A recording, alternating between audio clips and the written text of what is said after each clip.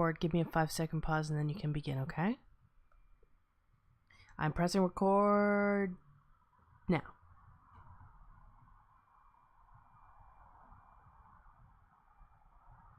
Rogues, pilot by Kat Bosworth, based on The Count of Monte Cristo by Alexander Dumas, Rappaccini's Daughter by Nathaniel Hawthorne, and The Adventures of Huckleberry Finn by Mark Twain. Teaser. Exterior Monte Cristo's estate, Paris, France, 1890 night. A glowing red and gold themed banquet sprawls across the front terrace of a regal estate. Decadently dressed guests socialize in the garden near the entrance to a tall hedge maze.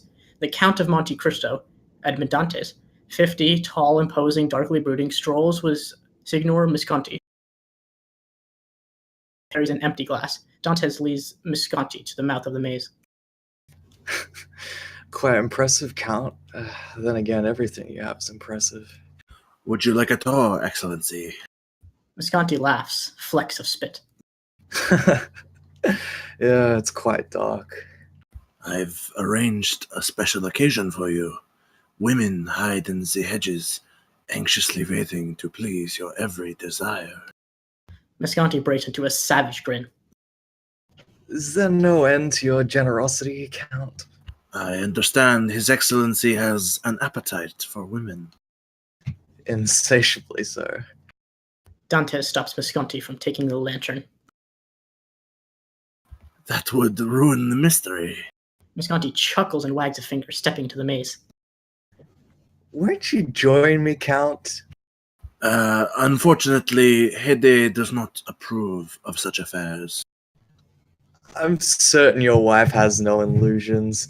After all, marriage is simply a business contract. Dantes forces a smile. It is your pleasure to enjoy. The warmth melts from Dantes' face as Visconti stumbles in. Exterior hedge mage, Visconti jumps out from behind a corner. Boo! His drunken giggles resonate down the empty corridor. A figure darts behind a corner. He follows after. Playing hard to get, are we? He frowns to find it vacant. You've had your fun. Come out, wherever you are. Footsteps rustle on the other side. Visconti looks relieved to find a white handkerchief on the ground. I think we shall be needing this. He rounds a corner into a blade. Visconti flusters as Dantes guides him up against a hedge. Dante, why? Vengeance! Dantes slices Visconti's throat. Visconti falls like a heavy sack. End of teaser. Act 1. Exterior hedge maze night. Dantes cleans his sword on the handkerchief, then stiffens. His wife, Hede, 24, elegant and furious, fumes behind him.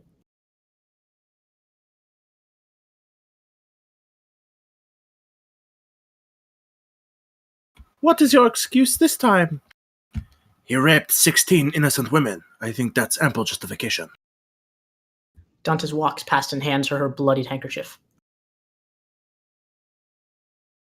You are supposed to entertain our guests. And you are supposed to keep corpses out of the hedges.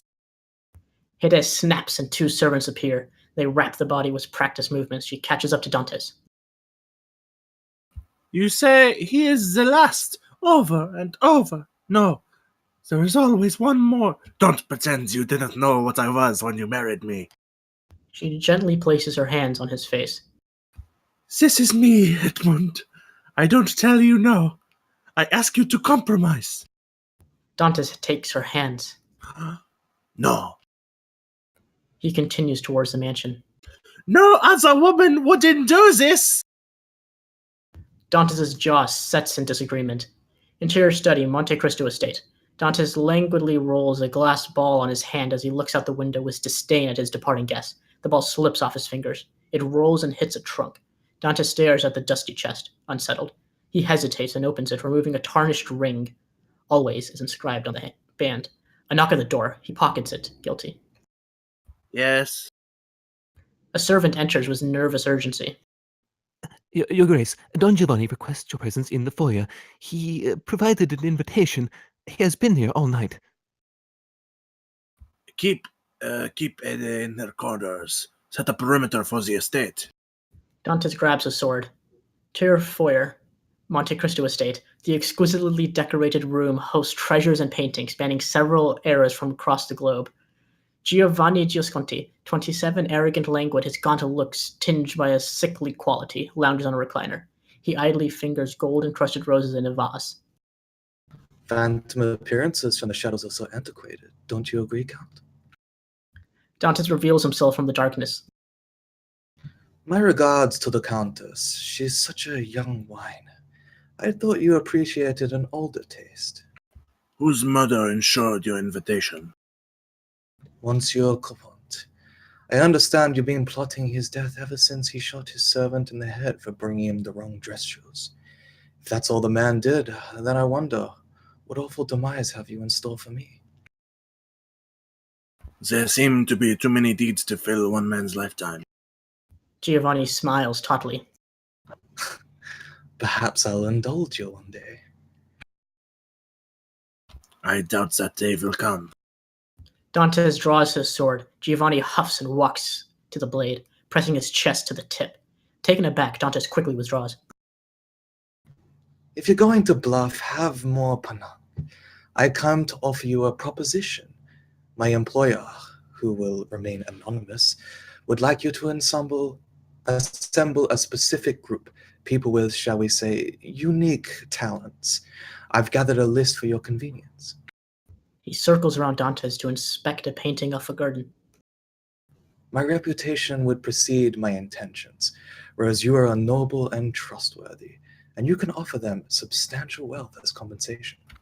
Forgive me, Signor, if I'm not inclined to accept your offer. Giovanni suddenly rolls a tarnished ring across his fingers. Dantes' shock turns to rage. Your little fixation for revenge didn't go away. Not when you killed Mondego, and not when you destroyed Danglars and Villefort. The fire was only fed, and I'm giving you the chance to extinguish it. Permanently. Dantes absorbs this, tempted. I don't trust you. That's wise. But do you believe me? Why should they help a monster? Because your reward will be to place with that ring where it belongs. Unless, of course, you'd prefer it to rust away in a trunk. Dantes is startled to find the ring on his own finger. This is a chance to purge yourself of your demons and redeem yourself in those lovely blue eyes of hers. Dantes' resolve wavers. If I agree, what then? You will hunt something that must be returned, and most likely destroyed. These are dire circumstances for ourselves and others. Dantes notices Giovanni's uncharacteristic sincerity. There are reports and instructions on how to locate the individuals in your study. I'll know when to find you. And what prize do you receive when all is said and done? Giovanni pauses in the doorway. Do be certain to protect my anonymity. Dantes waits until Giovanni is gone, then whistles sharply. The servant rushes in. Follow him. Interior study, Monte Cristo estate. Dantes eyes a stack of bound papers on his desk. He leafs through reports containing sketch portraits. Beatrice Rappaccini shows a captivating young woman who manages a glare in her ink sketch. Jack the Ripper, a man with dark, beautiful features, stares intensely forward. Huckleberry Finn Jr., a rugged young man, wears a cowboy hat. Matoaka, or Rebecca Rolfe, has no portrait in her case file. Dantes closes the report. He decisively puts on the ring. Interior master's quarters, Monte Cristo estate. Hideo paces back and forth in a candlelit bedroom decorated with bright satins and seashells. Dantes enters. Edmond, what was it? Dantes kisses her deeply to her surprise and happiness. You know I love you as much as I can. He holds her close, raising her suspicions. I'll be gone for a short time. Let me come! No! She breaks their embrace. I don't care. I'm coming with you. No! She jumps. Dantes tries to pull her back, Hede! but she sees the ring. Stunned, she hits him. He doesn't react. Hide takes a shell and throws it against the wall. You think you can carry out justice, but you cannot even love your own wife. Dantes remains stoic as she tears up. I have loved you since I was a girl. You are still a girl. He exits. Hede smashes a shell against the door. The main entrance, Dantes strides down the marble staircase. His servant meets him at the bottom. Your Grace, we lost him the moment he set foot in Paris. Then he's gone. Prepare the carriage. Next year, streets of Paris, Giovanni strolls through the bustle of nightlife, eyeing pretty young women who ignore drunk men that catcall them. A young dancer, 20, rushes into the street, pulling on his shoe. She limps towards her friends, tugging on her heel. Giovanni intercepts her as she loses her balance. A pair of black dance shoes fly from her grip. Pardon me, Senora. She's immediately taken with his luminous eyes. You're a dancer? Oh, how did you... Your shoes and your legs, of course. He slings the pair of heels over one arm and offers her the other. Charmed, she accepts. I have a dingy room, the hotel. She laughs excitedly as Giovanni rips off her dress. They wrestle under the sheets. Their motions intensify. She's mesmerized as he violently thrusts into her. He clutches her neck. The veins in her face bulge purple. She gurgles a scream that subsides with his motions. He wipes his mouth and pushes her body off the bed. He coldly slits her wrist with a knife and presses it to the wall. Her blood flows up it, swirling into abstract patterns. I suppose you saw he agreed. The blood mutates into the words, Edmond Dantes. And you'll give me what's mine? The blood mutates into a flower that blooms and wilts. I don't understand. The blood forms the words, you will. We shall see. The blood gruesomely stains the wall. The dancer's corpse lies shriveled and dried on the floor. Ashir Seaport, Dieppe, France Day. Sailors and merchants swarm the docks, the air full of energy and business. Dantes weaves through the crowd on horseback. He spots Luigi Vampa, 55, devilish, weather-beaten, a captain, who laughs with his mangy crew. Vampa instantly lights up to see the Count. Signor Dante! Dantes dismounts. Vampa, a word. Vampa nods, gesturing them away from his crew. Ashir outdoor cafe at the seaport. Dantes ignores his drink while Vampa swiftly downs his. So what is this request? I want you to go to America and retrieve these individuals. I have a matter in London, or I would see to it myself. Vampa accepts the reports. He tss as he reads them. This voyage will take weeks. Dantes produces a sagging bag of coins. Vampa eyes it, then continues to read, shaking his head. A whistle, Graves, this is voodoo, Edmund. You waste your time. I never waste my time, or my fortune. He produces the heavier sack. Vampa scoffs. Do you really think your money can persuade me to? Dantes pulls out an absurdly large, glistening emerald. Vampa's entranced, and after a moment, he snatches the jewel. They must comply, whatever it takes. As you wish, Count. Vampa eyes Dantes' ring, suspicious. Next year, the Serena seaport, the crew unfurled billowing sails. Vampa hands the reports to his first mate, Savario, 45, reserved, faded red coat, 2 ugly scars down his neck. For safekeeping. Savario nods, then pauses at the Huckleberry Finn Jr. report. He quickly rolls it up as Vampa gestures at his crew. Today, if you please. The crew frantically moves. Vampa looks over the rail at Dantes, who stands imposingly on a nearby ship. Edmund. Smiling will not curse you. Dantes nods acknowledgement as his ship pulls out of the bay. Exterior ship English Channel evening. Sea spray brushes back Dantes' dark hair and coat. Steep cliffs loom ahead on the horizon. Exterior streets of London night. Fog curls across the cobblestones. Dantes avoids white female arms that pull intoxicated men into an alley. Stop in for Robin Tuglove. Their laughter fades as he ducks into a rundown hotel. Interior lobby, rundown hotel. Dantes heads past a hunched sleeping lobbyist at her podium. The hallway, Dantes hears a man's voice sing from the last room. Dantes soundlessly draws his sword and backs against the wall. He smashes his foot into the door that opens. In the room, the song becomes a laugh. Dantes' eyes search the darkness. Dantes whirls to find himself face to face with Jack the Ripper, 33, intensely beautiful, maniacal presence. Ripper flashes bright white teeth. Evening, Count. Find what you're looking for.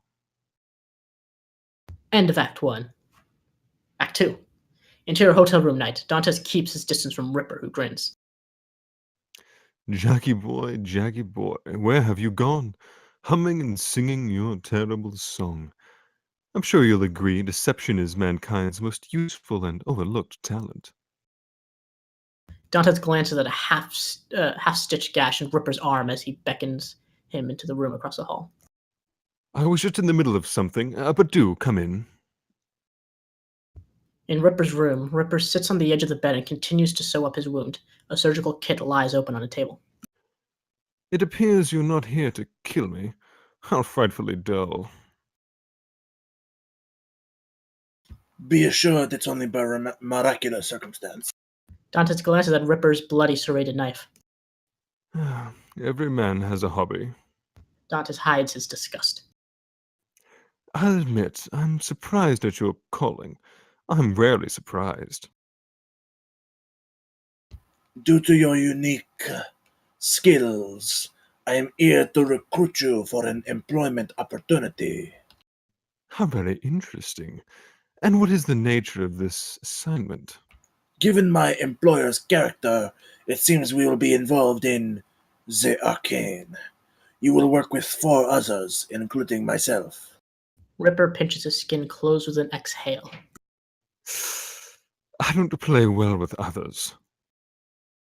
Make an exception. I'm at a loss to think of anyone who'd agree to work alongside Jack the Bloody Ripper. You would have an alias. Ripper wipes the knife, then neatly folds the cloth.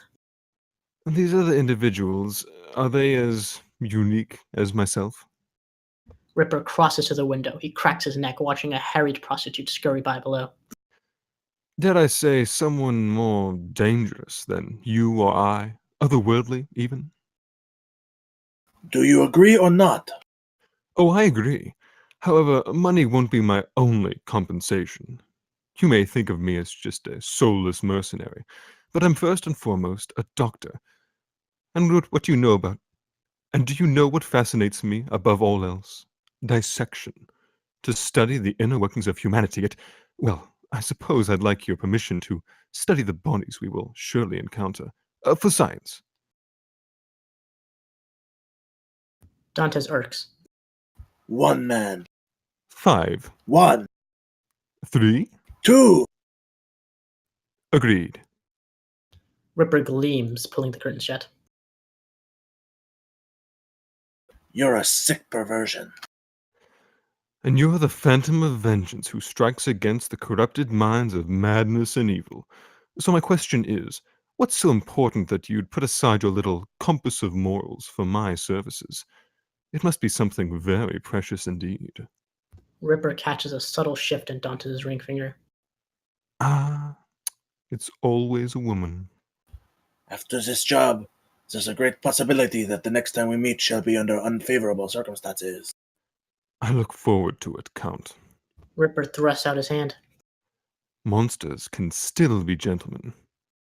Dantes reluctantly shakes and recoils as if he's been burnt. I run hot. Ripper takes a long black coat and top hat off a hook. We find our 3rd member in Padua. Padua? I suppose we'll see if the rumors are true then. Ripper stands ready with just a surgical case. Is that all? For the moment, until we reach your state, in which case I'll request my own wing and wardrobe. Ripper steps smoothly out the door. Coming, Count? Dantes looks ready to do anything but. Picture the Serena, Atlantic Ocean day. The ship glides swiftly across the blue waves. In the captain's quarters, Vampa mulls over the reports and makes notes on a map. Land ho! Vampa deserts the papers. Exterior deck, the Serena. The crew hails the landmass on the horizon. Vampa looks through a spyglass to catch sight of a small port. 2 aggressive sailors shove each other to get a better view. Savario slips unseen into the captain's quarters. In the captain's quarters, Savario urgently reads over the Huckleberry Finn Jr. file. He doesn't look up as Vampa softly shuts the door. I knew the boy's father. Oh? 20 years ago, I smuggled absinthe into America. I saw many men lose themselves to the Green Ferry, but not like this one. He was poisoned himself. He was a shamed captain, a Confederate. He poisoned himself with 3 bottles and wandered into the town, half drunk, half dead. His son, a child. I tried to bring him home. He could barely shudder the weight. I was guilty, so I sold to the pig. My assistance was repaid with ease. He touches the scars on his neck. His child interfered. I've never seen a father beat his son with such passion. I had no choice. He pauses, reliving the memory. If I thought the child's screams from the beating were horrible, it was nothing compared to after. You recognize the boy from 20 years ago? The captain was Huckleberry Finn. I think the boy was his father, if I hadn't killed him myself. Does he know your face? It was dark. You keep your distance. The last thing we need is bloodshed on the ship. They look up at the eruption of shouts on deck. Exterior deck, the 2 aggressive sailors engage in a brutal fight. Vampa fires his gun in the air. Aye! The sailors disentangle themselves. He was.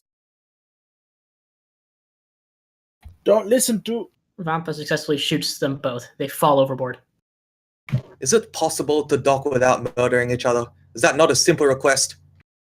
The crew scramble back to their posts. Vampa sees Savario take the helm and grimly steer towards land. Ishiro Road, Padua, Italy, dusk. A traveled path winds up to the small cluster town. Dantes and Ripper pass through the gates on horseback. Ishiro, town of Padua.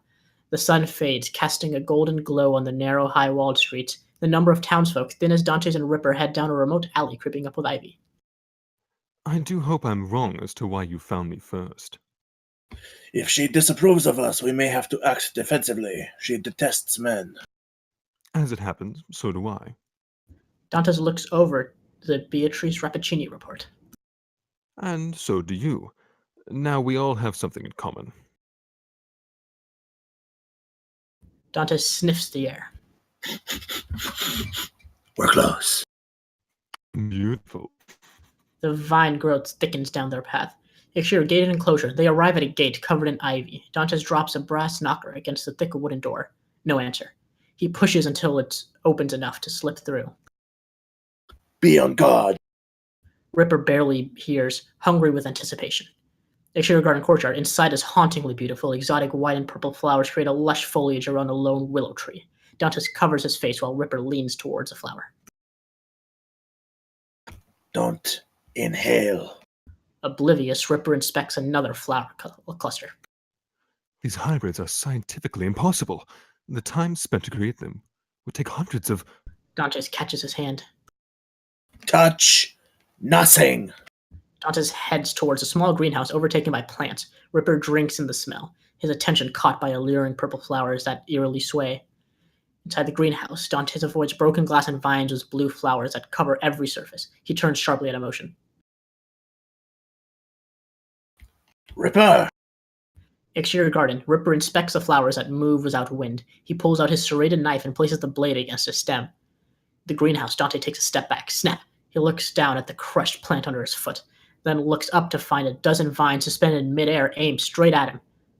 Exterior garden. Ripper readies a handkerchief to catch the flower. In the greenhouse, Dante slowly removes his foot. Too late. The vines surge around his limbs. The garden. Ripper's blade cuts the neck of the stem. An acid green droplet oozes from the incision. Jack. Ripper looks up just as a hand wrenches the flower away. His eyes widen as his slender fingers hover above his arm. The greenhouse. Dante slashes at the vines and runs towards the exit, but they drag him back. The vines ensnare his limbs. Ripper enters the greenhouse to find Dante suspended in their web. Cut them. Beatrice Rappaccini, 19, follows after Ripper. She wears a thin silk dress, her bright green eyes boring into Dante's. Her fingers dance playfully above Ripper's arm. I believe I found something of yours. End of Act 2. Act 3. Interior greenhouse at dusk. Dante stops struggling as the lethal flowers blossom needle-sharp pollinators. Beatrice enjoys watching him squirm. My sincerest apologies for the intrusion, Senora. Most of my visitors are intruders. But they feed the soil, so it's no bother at all.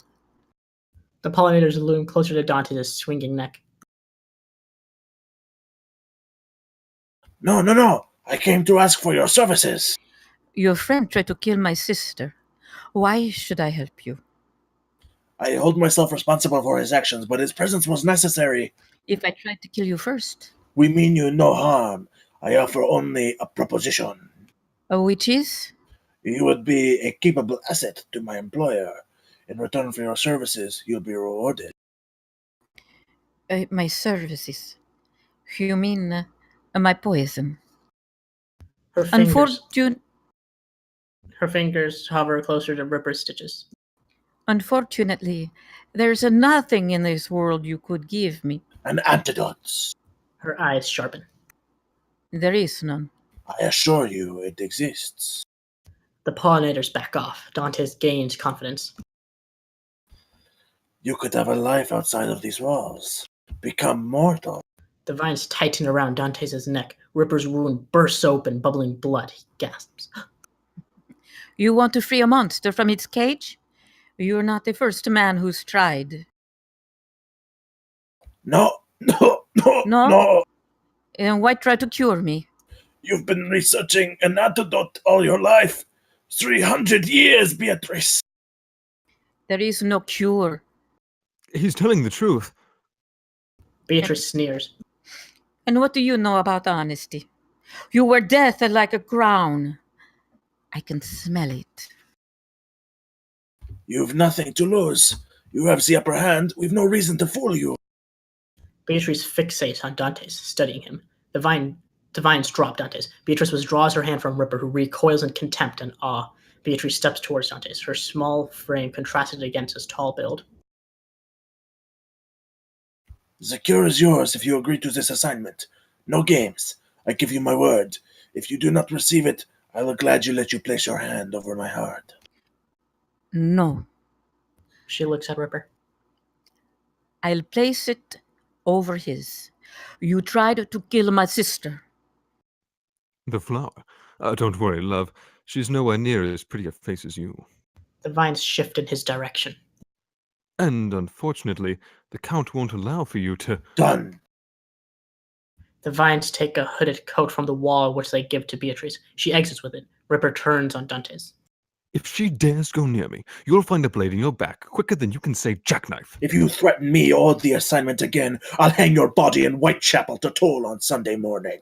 Ripper seethes as Dante's leaves. The vines snap at Ripper's heels as he hurries out after him. As she regarding courtyard evening, Beatrice tugs on ancient-looking boots with discomfort. She scrapes away dirt at the base of the willow tree and retrieves a satchel of green pills and a small ornate jar. She swallows a pill and pockets the bag and jar. Dante stands nearby while Ripper waits at the entrance. I've only traveled within Italy. The longest I've been away from the garden is 12 days. Then perhaps it's time to leave. There's much to see in Paris. My father always wanted to go. He would be glad to have the chance. You didn't know my father. They approach Ripper, who gestures mockingly. Ladies first. Beatrice casts a last glance at the garden. The plants reach achingly towards her as she pulls on gloves and follows after Dantes and Ripper. Ixir Seaport, Beaumont, Texas, North America Day. Vampa disembarks at Serena and exchanges a nod with Savario before entering the throng of people. Ixir road plains. Vampa rides on horseback and kicks up a cloud of dust behind him over the rough terrain. A town looms ahead. Ixir town, dusk. Vampa trots between the row of buildings and townspeople who stare blatantly at the newcomer. He dismounts outside a tavern and ties his horse next to a stallion on his last legs. Men shout from within the bar. Into Golden Sun Tavern, Vampa enters to see a circle of dirty men who clutch bills and cheer on the fight in the center. A strong man, 45, bulging biceps, and Huckleberry Finn Jr., 29, strapping, rugged, dirty blonde hair, roll out of the enclosure of onlookers. Strong man pins Finn hard. You fellas enjoying your entertainment this evening? They holler assent. You all being such great folks that I'm gonna give you your money's worth. Strongman lifts Finn's head by the hair. This is for two-timing my Annabelle. And this is for the money. Finn expertly flips himself out from under strong men and grips his neck with his legs. Crack! Half of the men groan as Finn stands up to swipe their bills. The winning men pat the corpse's pocket and withdraw a stack of dollars. They divvy it up between them. Finn slings on a duster and worn hat, then approaches the bar. The bartender, an ex-saloon girl, glares. Your blood money's no good here, Finn. Finn spits in response and notices Vampa. Rude to stare. Coins spill from Vampa's bag. Finn and the bartender gape. I agree. She replaces the gold with a bottle. Vampa raises 2 fingers. Finn nods his thanks and sits. Vampa pours and they clink, downing the whiskey. To cold hard cash? Finn throws back another. I could always use more pocket change. Finn follows Vampa's gaze at the men and smirks. 50-50. May the best man win. They down their shots and smash their glasses on the floor. Vampa withdraws 2 sharp knives and lunges at Finn. The dirty men grin at each other and form the circle, dumbing out cash for bets. Vampa slices and Finn blocks his arms, sidestepping each advance. The men scream encouragement and jeers. Finn throws a few misplaced swings, allowing Vampa to corner him at the front window. Finn gives a half wink. Vampa throws his knives and the glass shatters. Finn falls backwards with a hard crash outside. The men quiet. Apologies, cowboy. He respectfully takes off his hat, then holds it out to receive the losing men's cash. The rest turn their attention to the damage. No Finn. They look back at the creaking, swinging saloon doors. Picture of Golden Sun Tavern. Vampa and Finn swing themselves onto a horse. The men chase after. One man leaps onto the ancient steed.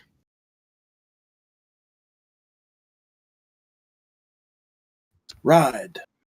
He kicks, but it drinks slowly from the trough instead. Finn yas as they ride off into the sunset. End of Act 3. Act 4. Exterior train, Europe night. A train chugs through the moonlit countryside. Into your first-class compartment, the train. Dantes twists his ring as he stares out into the darkness. He looks up at a light tap on the glass door. Beatrice stands on the other side, clutching her oversized coat. She tentatively slides the door open. Signora, please join me. It's Beatrice. She sits in the farthest corner and moves her gloves. You chose an interesting companion. If Mr. Daxby is a bother to you, I'll take care of it. I'm capable. He glances at her bare fingers. I do need him alive. For now. They sit in silence. Beatrice notices Dante's stiff posture. My scent won't poison you. I wasn't. Don't lie to me, Count. Ever. After a moment, he nods, then returns to gaze out the window. Beatrice watches him twist his ring. You do this for a loved one. One could say that. You don't seem certain. Dantes avoids her piercing stare. If you don't make your decisions, death will. Do not lead me to mine on this journey. I assumed that was not a concern for you. I'm immortal, not indestructible. She draws her hood to obscure her face, leaning into the corner to sleep. Dantes watches her for a moment, then looks up as Ripper passes through the corridor. Ripper pauses at Beatrice and notices Dantes and moves along, rubbing his arm. Exterior Plains, Texas, North American night. Finn and Vampa warm themselves by a blazing fire. Vampa feeds its sticks while Finn whistles and counts coins. That was some naff work back there. Best I ever seen. You like gold, cowboy? More than goddamn sunshine. My employer can provide it for your services. What's the catch? You must work with others for it. So they can swindle me sideways? Having a partner was about the worst mistake in my life. Cost him his. Vampa takes out a gold coin and executes a quick series of tricks. It catches Finn's attention. Then again, what sort of week we talking? A private assignment for a friend in Paris. Finn snorts. Paris. Ain't got no room to roam. Freedom is gold, no? Finn lays down and crosses his arms behind his head. Ah, you were afraid to leave. I ain't afraid of nothing. And I sure as hell ain't crossing the pond. Got a life to live here. Vampa flicks the coin into the fire with indifference. Running is not living. Vampa hums as he stokes the fire. Finn can't help but watch the gold melt into flames. Interior train station, Paris, France. Dantes and Ripper step onto the busy platform. They look back at Beatrice, who stares wide-eyed at the surge of passengers. She steels herself and falls into step with them, but her eyes dart widely. She inhales sharply as people jostle her and jump back just as a passing man brushes her. Dantes glances over too late as she panics. Beatrice. He chases after her as she runs into an alcove, petrified. Ripper follows with annoyance. Dantes approaches Beatrice. And there are too many. Take me back. My carriage is only a moment away. If the lady wishes to go home, then let her. Dantes glares and softens at Beatrice. Take my arm. She looks conflicted as he offers her his elbow. I'm not afraid. She hesitates and clutches his sleeve. He leads them assertively through the sea of travelers. Ripper trails behind with a scowl. Exterior Plains, Texas. Dawn. Smoke drifts over Vampa's slumbering body. A dirt-caked hand withdraws a wad of cash from his coat. Vampa instantly flips Finn onto his back with a thud. Finn groans as Vampa brushes off dust. I was sent to bring you to Paris, and that is where you shall go. Good luck trying. Finn draws his gun, but Vampa knife knocks it away. You are a coward, not a cowboy. Finn flashes with anger. Ain't no coward. Allora. Vampa retrieves his knife from the ground and swings himself onto the horse. Prove yourself. Finn glances at the melted gold and the ashes and stands up. He spits, then finally grabs a rein and pulls himself up. Satisfied, Vampa kicks the flanks. Exterior Plains day. Finn and Vampa ride across a flat brush that turns greener. Exterior Forest, Louisiana, afternoon. Finn and Vampa ride towards a shadowy line of trees. The sky darkens as a storm. Their horse whinnies and stomps at the border. What are we stopping for? Vampa dismounts with a Matoka Rebecca Rolf report. Our last member awaits. Finn takes in the ominous woods. No, sir, you couldn't pay me to go in there. You are being paid. Finn grumbles and then dismounts. Exterior Forest. Dark clouds hover over the canopy of leaves. Vampa consults the report with a compass while Finn looks alert. Strange sounds whistle in the wind. Hear that? Vampa follows the compass as rain patters down. Exterior clearing forest. The rain falls hard and the wind picks up. Finn and Vampa enter to find broken rocks in a grassy circle. Finn's hand lingers above his gun, the strange sounds intensifying. This don't feel right. Vampa crouches beside a rock where a pool of water gathers in a crevice. He dips his fingers in, then presses them to his lips and whistles a 5-note tune. Finn grabs his hat, shocked as the wind howls back at the tune. Vampa waits, then whistles again. You crazy? Thunder claps and lightning flashes. The wind screams back the variation. Finn whips out his gun at a shadow in the tree, his face a mix of fear and concentration. The wind instantly dies, and the rain returns to a drizzle. The tip of an arrow, then a bow, and then the handler of the weapon appear from above the trees. Matoka Rebecca Rolf, 27, Native American, shrewd and distrustful, steps forward. She wears a buckskin tunic, her legs wrapped in fur. Her cold eyes are trained on Finn as his own wander over her in astonishment. She speaks angrily in Algonquin, poising her arrow at his head. Matoka. She switches her aim to Vampa. That call is passed only through Algonquian blood. How do you know it? My employer, the Count of Monte Cristo, provided it. There is a matter in Paris in which he requests your services. I asked how you found me. Vampa holds out the report, which she snatches and scans. Her breath quickens. Drop them. Vampa throws his knives in the ground and Finn drops his gun. Are there others? No, but... Good. She prepares to shoot, but Finn rams her to the side. We ain't trying to hurt you. He dodges an arrow that whizzes past. They collide. Matoka bends her bow around Finn's neck in a chokehold. He flips her over and now holds the bow. He struggles to keep up with her speed as she slides an arrow from the quiver. This man is asking you... He holds her down. To go to Paris, to the job. Then take your gold. She headbutts him. He does not offer me gold. He throws her off and she rolls, gripping the arrow.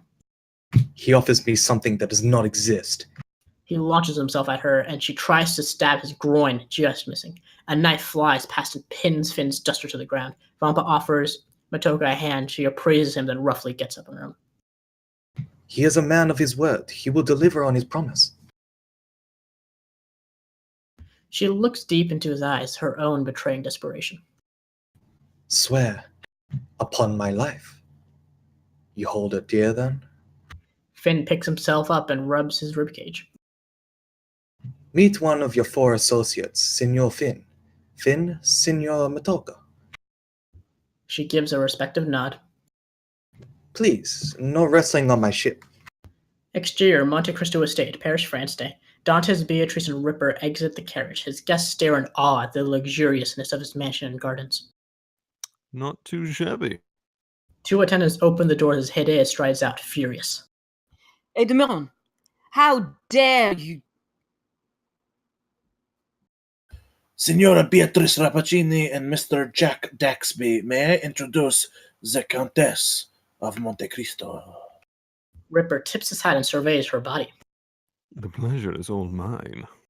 Hideo glares at Beatrice, who avoids her gaze. Bit cold in Paris for the summer. It will warm. Hideo sees at her husband. Picture is a serene Atlantic Ocean evening. Finn strolls down the deck under the stars. He glances up to see Matoka, who sits on the jib. He makes to turn around. Your first time in Paris? First time out of the South.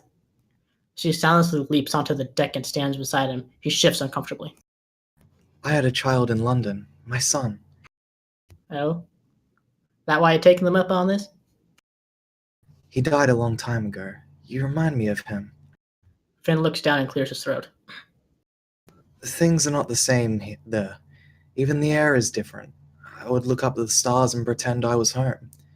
Perhaps it will help you too. They look silently outwards. I don't mind me saying, but if you ain't going for gold, then it must be better than the deal they're out in me. It's something they cannot offer you. Something you already have. I must be so lucky, because I ain't got much but the coat on my back. More than you'd know. She saunters away down the deck.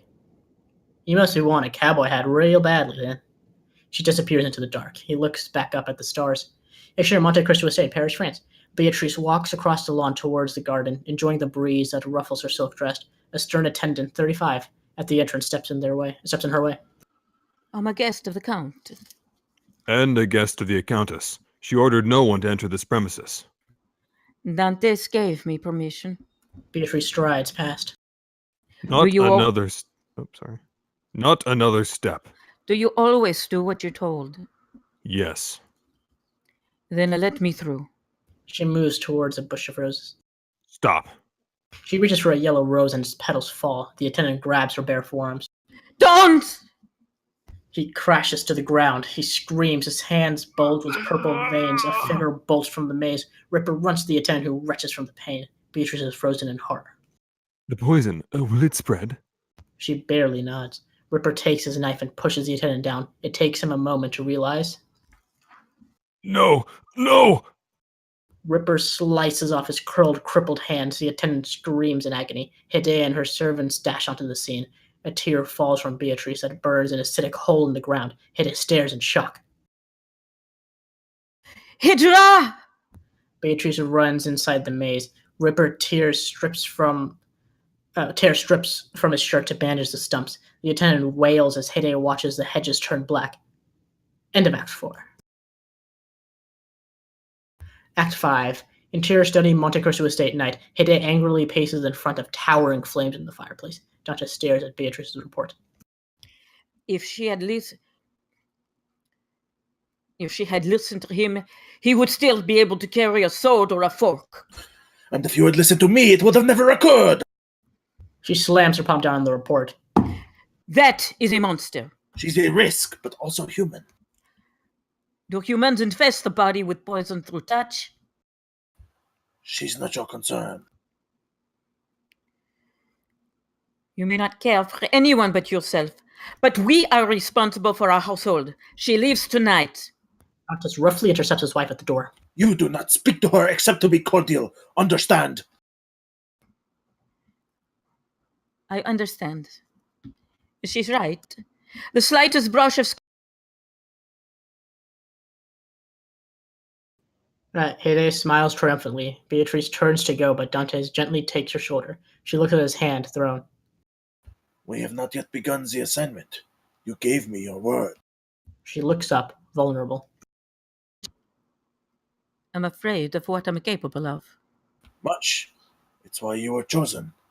I have specialists in all areas of expertise. They will design something more protective for you. The hope in her face fades as Hide's scathing glower. There will always be accidents. Good night, Beatrice. Ede, you have something to say to our guest? Hide's face falls and strains. And good night. Good night, Senora. Beatrice nods and heads off. Dantes returns to his desk, but Hide gets in the way. I did not know what you also brought my will when you bought my freedom. She stalks out of the room. Dante suddenly looks exhausted. Picture of the Serena Seaport, Dieppe, France, day. Finn nervously looks out at the loud, overwhelming crowd. Matoka appears next to him. He relaxes slightly. Picture Monte Cristo Estate, Paris, France. Afternoon, Matoka and Finn follow Vampa out of the carriage. The attendants open the doors. Finn tilts back his hat to take in the grandeur. Interior library, Monte Cristo Estate. Vampa gestures Finn and Matoka inside the opulent room filled with towering bookshelves. Play nice. Vampa leaves. Beatrice, wearing a tailored coat and gloves, sits in a plush chair while Ripper skims a book nearby. All four suddenly scrutinize each other. Well, ain't this a fine showdown? What are you, scholar? The doctor. If you require any medical attention for that twinge in your knee or your poor manners, please do ask. Finn shifts his weight to his other leg. An American native. How interesting. Matoka moves in a flash to sit in the corner. Finn notices Beatrice's sullenness. Ain't you a little young for this sort of business? I would ask you the same of you. Ha! He chuckles and his hand. Huckleberry Finn, Jr. At your service. I don't bite, darling. I'm certain that's not her concern. The pale attendant from the garden passes by the hall. Finn glimpses his bloodied bandaged stumps. Oh, sweet mother, what happened to him? I did. Finn quickly pockets his hands. Interior study, Monte Cristo Estate. Vampa enters to see Giovanni hand off a package to Dantes. They arrived. As you asked. I must reiterate my employer's satisfaction. You understand what they must do? Dantes nods. Va bene. We shall speak soon. After sizing him up, Vampa unblocks the door for Giovanni, who turns suddenly. Signora Rappaccini. She'll stay? She is secure. Satisfied, Giovanni leaves. Interior library, Monte Cristo Estate. Dantes enters the room with command, trailed by Vampa. All four turn attentively. Mr. Huckleberry, Finn Jr., may I present the Count of Monte Cristo? Finn suits me fine. And the lady? Matoka. Dantes gives her a slight bow.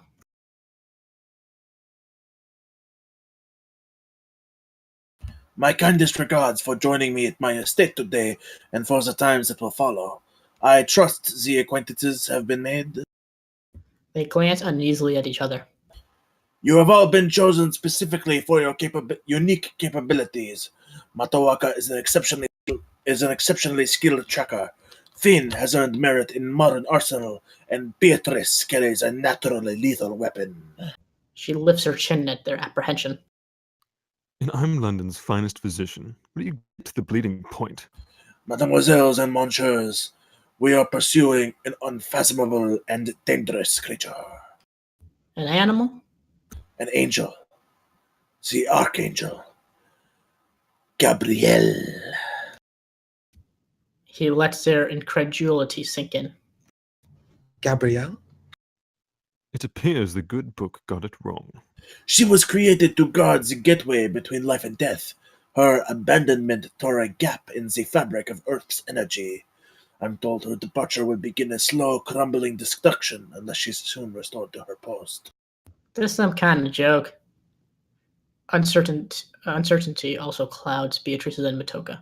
Dante spreads photographs on the table. I didn't have many thoughts to spare for the ethereal until recently. Beatrice picks up a photo of a bald woman with singed black craters for eyes, her mouth grotesquely contorted. The victim's eyes were burned down to the sockets, their brains evaporated within the skull. Each victim was discovered by a European attraction. The Colosseum, the Tower of London, the last was Notre Dame. These deaths were not caused by human hands. Everyone looks at him as he thumbs through the sickly photos. It could be mechanics, but I can't comprehend anything this advanced. In any case, they were accidents. Too random, too chaotic. My employer believes humans are not capable of perceiving purity. He thinks these victims experience the effects of glimpsing the divine. But why would an angel come to Earth? Angels are observers forbidden to participate. Perhaps she's jealous of our freedom.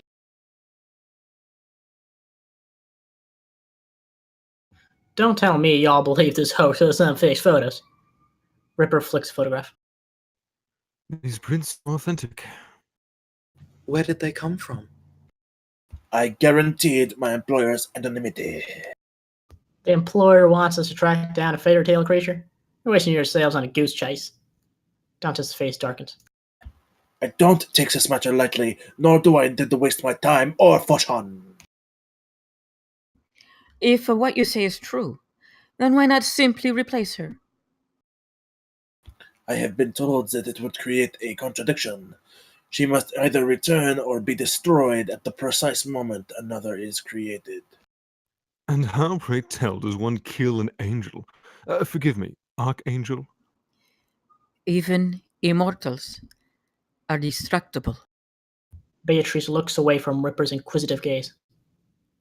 Say this broad exists. She's still a needle in a haystack.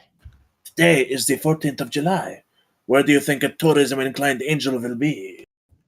As if in answer, early fireworks explode in the distance. Beatrice notices a painting of the Eiffel Tower. Bastille Day. Hesitation still hangs heavy in the air. If you do not give your trust to me, then give it to the evidence of these murders. Gabrielle must be stopped before she widens her wake of death. She waits on edge. Beatrice stands. I wouldn't miss a chance to see Paris fireworks. Ripper grins. Ooh, I enjoy a hunt. Matoka nods assent. Dantes looks to Finn. Hi-yo, as long as I get to shoot something. Vampa gives Dantes a small salute and leaves. Exterior Square, Champ de Mars, Paris, evening. The festivities boast a colorful atmosphere of celebrating Parisians. Dantes, Beatrice, Ripper, Finn, and Matoka, bow strapped to her back, make their way through the crowd. This is madness. She could be anywhere. They search the endless faces. Beatrice smiles. If it were my first day in the world, I'd go there. They follow her gaze at the top of the Eiffel Tower. Interior lower deck Eiffel Tower. Dantes and his party approach the lift attendant who ushers visitors out of the elevator. Pardon, monsieur Lestrade. Dantes hands him a heavy coin purse. They enter and ascend. Interior main deck Eiffel Tower. Workers prepare to ignite a stack of fireworks. Dantes and his group exit the lift and run to the stairs. Interior stairwell Eiffel Tower. Beatrice leads the way, then sharply stops. The rest halt and cluster to see a worker, 18, whose bald head lies in a halo of singed hair, his eye sockets, 2 charred black holes. God. They step around him, Finn's face drawn. Exterior observation deck Eiffel Tower night. The howl of the wind mixes with the cheers below. Cover every angle. She could be anywhere, even the ground. The party spreads out. Dantes and Beatrice each take an observation telescope. Exterior north observation deck Eiffel Tower. Finn cautiously stalks the deck, guns out. Matoka scans every detail trailed by Ripper. Lovely night to be hunting myths and legends. She threads her bow. If our angel exists, Mr. Daxby, then I suppose demons must as well. Ripper frowns and innocently moves his knife towards a lock of black hair draped over her shoulder. They look up at a sudden flash of green. Exterior south observation deck Eiffel Tower. Beatrice wistfully catches sight of a young couple through her scope who hold each other and kiss. Dantes sweeps over the crowd then freezes. He hurries his eye in the lens and zeroes in on a beautiful. She holds the arm of a handsome young man, 20, clearly her son. Mercedes. Dantes! He snaps up but quickly looks back at the lens. The woman and young man are gone. Dantes. Dantes runs after Beatrice around the deck to see Matoka's bow aimed, Finn's guns cocked, and Ripper staring up at An ethereal woman, 28, wearing a green dress, fashionable hat with a veil and small green sunglasses. She stands precariously on the scaffolding. Her elation disappears as she notices the party. Shoot! Matoka and Finn release their arrows and bullets as the woman lets go and gracefully plummets down to earth. Fireworks explode and shower her departure through the air with colorful sparks. In the glow of the fireworks, Ripper glimpses effervescent details of light off her back. The group watches in fascination and disbelief as she nears her death, then impossibly slows her descent. She lands in a vacant area of the park, then picks up her skirt and blends into the crowd. The fivesome grip the rail. I'll be damned. We all are. If we don't find her, move. Beatrice turns to Dantes. I should try that before I'm cured. He gently clasps her shoulder, then bolts towards the stairs. Beatrice quickly pulls out the small jar and empties it. Ashes blow out and wisps on the wind. Bienvenue à Paris, Father. She runs after the others. The end. Yay! Good job, you guys. Nice. Yay! That was a fun one. Lots of fun accents there. Guys doing female roles, but nailing it. That was very fun. So thank you very much, Kat, for submitting that script. And let's start the feedback, starting at the bottom again with Tintin. What were your thoughts on the script? I did not think I would like this as much as I did. That was a lot of fun. I like your concept. Obviously, it's a solid ensemble, like League of Extraordinary Gentlemen type thing. I love the villains turning into the heroes. I think you need to do a little more work. First off, explaining who they are, because the audience, is not guaranteed to know most of these people. For example, I did not realize that Matoaka was Pocahontas until I Googled it a second ago, as seen in the chat. I did know Monte Cristo and Ripper and Finn, obviously, but not the others. So a little more work setting up who they are. A little more work setting up the magic, because there's like some magic earlier, obviously, but like later than at the very end, it's like suddenly there's an angel and she's murdering people, and it's like, okay, I need a little bit more setup for that. I'm a little iffy on how they're going to beat an angel who kills you just by looking at her. But I like the concept of let's go kill an angel. If you've ever read or seen the book or play or whatever, Neverwhere, there's a similar villain in that. I think it would be worth taking a look at to see how it's handled. Not to copy it, but just to see. I really, really enjoyed this a lot. It's a premise pilot, which I think some producers don't like, but I can totally see this being produced. I would love to read and more. I would love to watch this. Binge watch the whole season on Netflix. So thank you very much for submitting. It was a great time. Awesome. Thank you, Tintin. Next, moving on to King B. Dogs. What were your thoughts on the script? Hey, I thought it was great. The characterization is really good. Every character is very unique, and they all contrast from each other a lot. The only problem I sort of had was the point where they were kind of at the library and they were talking about the Archangel, and I just felt like a lot of the exposition came way too much from dialogue, and I guess I would have liked to see a bit more of like the backstory of how the Archangel works and how you kill it, more through visual means somehow. I don't know how that would come about, but a lot of it seemed to be Dantes just kind of explaining who they're going to kill and how and what it is, and it would have been nice to have that exposition come in a different way. Other than that, I thought it was great. I really enjoyed it. Thank you for submitting. Awesome. Thank you, King. And moving on now to Kelly. What were your thoughts on the script? I really enjoyed it. I just had to look up who Beatrice Rappaccini is, and she's also a character from Nathaniel Hawthorne short story. I was confused as to time frame. I realized with the exception of Matoaka, that everybody else is a fictional character, but time frame was to me confusing. I didn't know what time period this was taking place in.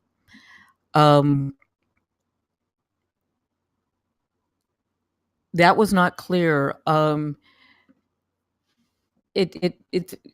perhaps once this would be filmed and edited, the jumping around would be cleaner, but that added to my confusion. And again, I found it distressing that we only find out why these people are getting together in the last 5 minutes or so of the of the pilot, and then it's over. I will say that as a dialogue correction, looking on the face of the divine is something that would actually make you explode. It's what killed Dionysus's mother when she looked at Zeus. It's the cause of you're told you can't look upon the divine and live. So that is correct. Another thing that's interestingly correct, I don't know if you knew this, but in ceremonial magic, Gabrielle is female, along with the archangel Uriel. So there's the balance of 2 female archangels, 2 male archangels. So that was like really wonderful. But I would just like to have a little bit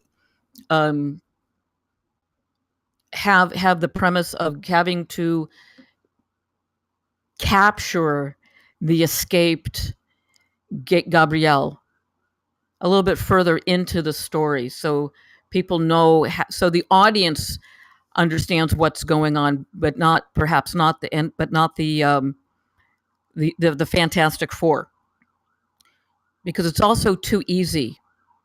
Hey, this is what we're going to do. Oh, look, there she is. Let's kill her. Why not capture her and send her back, or find out why she decided to leave her post as the guardian between life and death? It to me, it felt like the ending was tacked on to the adventure. The gathering of the troops, and then yeah, this is why I need all of you together. As an audience member, I would like to have a clue as to why these people are being brought together. Otherwise, as an audience member, I don't care.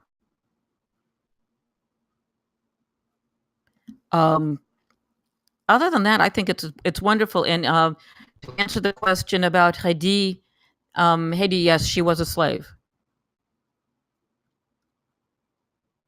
So I don't know how you would tend to plan to cast this, but Alexandre Dumas was black, just so you know. So in all probabilities, the Count would also be a black man. That's just my 2 cents worth on casting, but I'm done. Okay, thank you very much, Kelly. And moving on now to Frog. What were your thoughts? Thank you for sharing this, Kat. I liked the other script that we read, and I like this one a lot as well. I love the characterization of each of the characters, as King B Dog said, was really solid. Like, you took these existing IPs and characters that I'm familiar with and I've read before, and you made them, come to life in your own way, which was awesome. I like the structure a lot, considering that I knew that these characters would be showing up later just because I had an idea of the premise. It always gave me something to look forward to. I also liked your writing style. I thought your prose is really cool. And honestly, like, the only notes I would have come from a line note level, which I didn't write down, to just be like, changes in certain dialogue. So I think, once you read through this, maybe you can make your own changes, things that, sounded awkward to you when we were reading or whatever. But yeah, I think, with Penny Dreadful, which came out recently, which was also a mash of pre-existing IPs in the horror genre, I think you did, something cool with this, was these, seemingly disconnected IPs, and then you put them together. So yeah, good job. I enjoyed the read. Sweet. Thank you, Frog. And finally, Boshua Jealous. What were your thoughts on the script? First off, thanks for sharing. Loved it. I'm a big fan of the whole League of Extraordinary Gentlemen format of different characters, and I very much agree with what Frog was just saying. I don't have a whole lot of constructive criticism to give. I'm not an expert on script writing. I thought that dialogue flowed very well. A lot like Frog said, prose was excellent. Characters played well with each other, I thought, and yeah, very much enjoyed it. Thanks. Sweet. Thanks, Boshua. And that is it for feedback. So thank you again, Kat, for submitting your script. And I know that she was unable to be watching live and will be watching this later. So I just want to tell her you can also check out in our Discord group the Friday Table Reads text channel, because a lot of our readers were typing feedback as we went along. Yeah. And I wouldn't want you to miss that. So if you need the link again, just hit me up with an email, but be sure to check that out. And that's it for the show. Anyone watching, if you have a script that you would like us to table read, we do it for free every Friday. Just go to our website, twitchtablereads.com, and click on submit your script. And that's it. Say goodbye, everybody. Bye. Bye. Bye. Bye, everybody.